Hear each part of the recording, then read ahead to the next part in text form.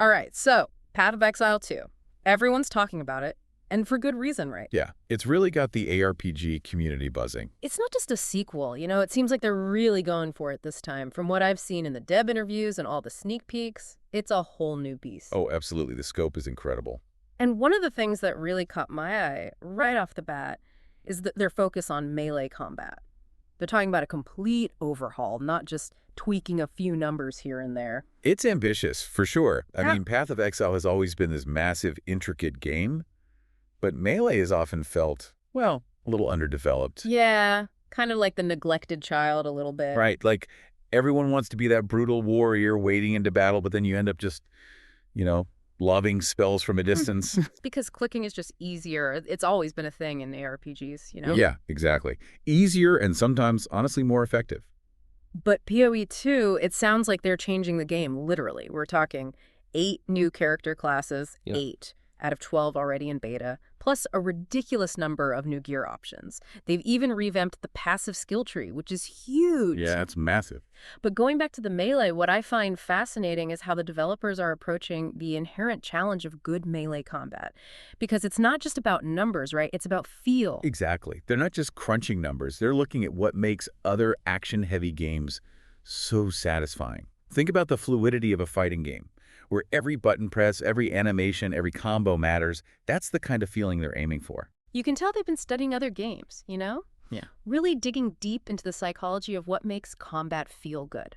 Because it's not just about watching your character go through the motions.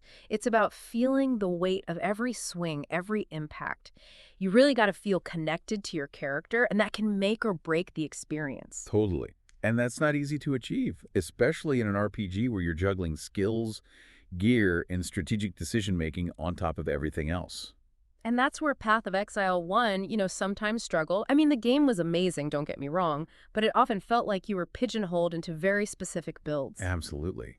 One of the biggest hurdles in PoE 1 was the limitations with skills and mana management. Mhm. You only had so many skill slots, and you had to rely on specific support gems to make them work. It made experimenting a challenge. Right. And you didn't always have the freedom to really make your character your own. Exactly. But from what I'm seeing, PoE 2 is flipping the script.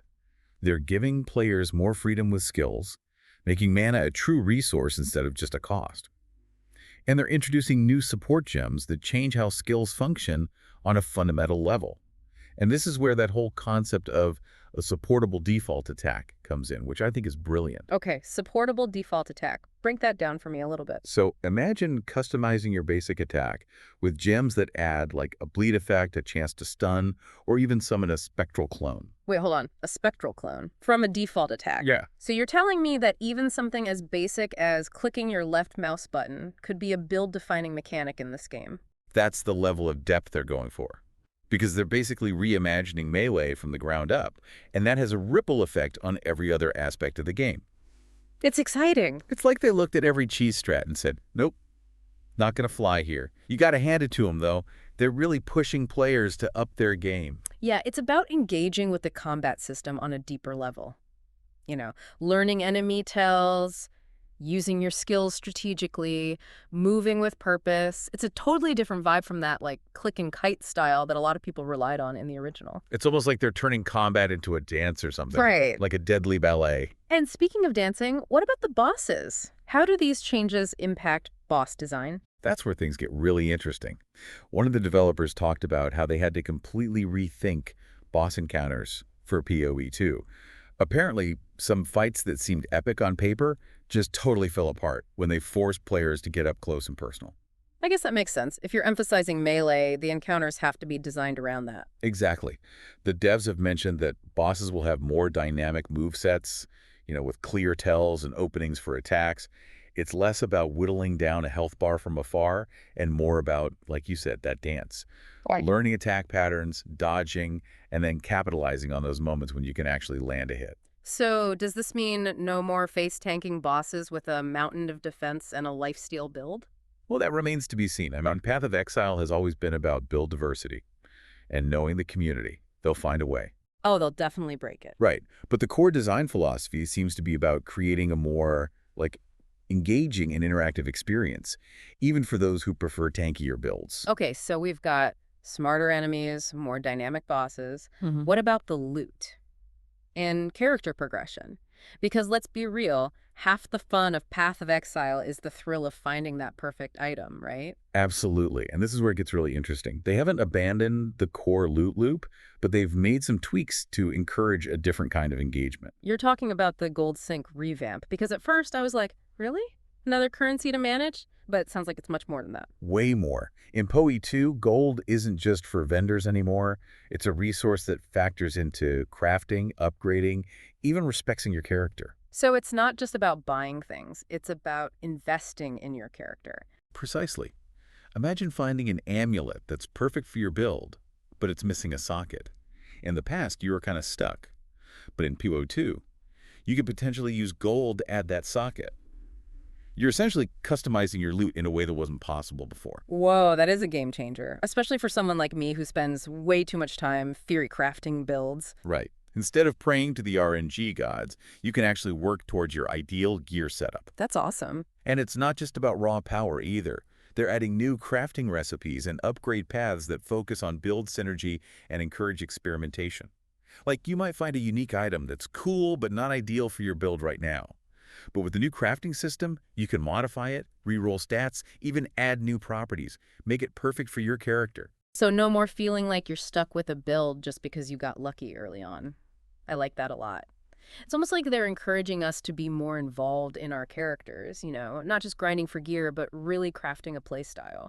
Right, exactly. And that philosophy, it even extends to how they're handling flasks. Oh, yeah. The flasks. Because for a while there, weren't they going to ditch town portals entirely to make flasks more important? Yeah, they were playing with that idea. Mm. But I think the community feedback, made them rethink it a bit. Probably for the best. Yeah. From what I've seen, they've kept the core idea of flasks, but with some interesting tweaks. Like what? So instead of just being a panic button, like when you're low on health, certain flask effects now have these visual cues to show you the optimal time to use them. So it's more strategic now, not just chugging potions whenever. Exactly. Yeah. And it goes back to what we were saying about rewarding players for engaging with the systems, thinking about when to use your flasks, which enemies to focus on, how to use your skills and movement to survive. They're even adding new types of flasks with unique effects that can change how combat plays out. Okay, so let's bring this all home. For someone who's listening, maybe they've played a ton of Path of Exile, maybe they're totally new to it.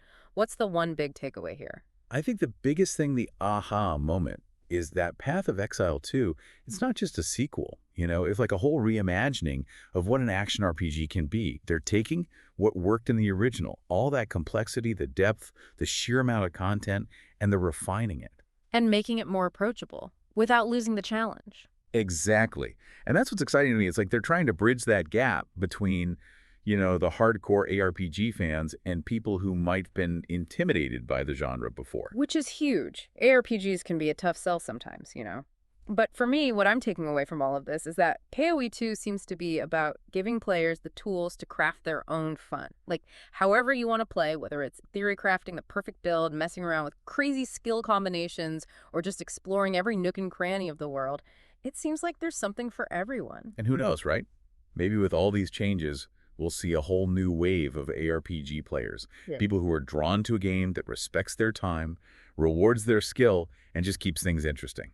That's a future I can get behind. So look, if you're even remotely curious about Path of Exile 2, do yourself a favor and check it out. It's going to be good.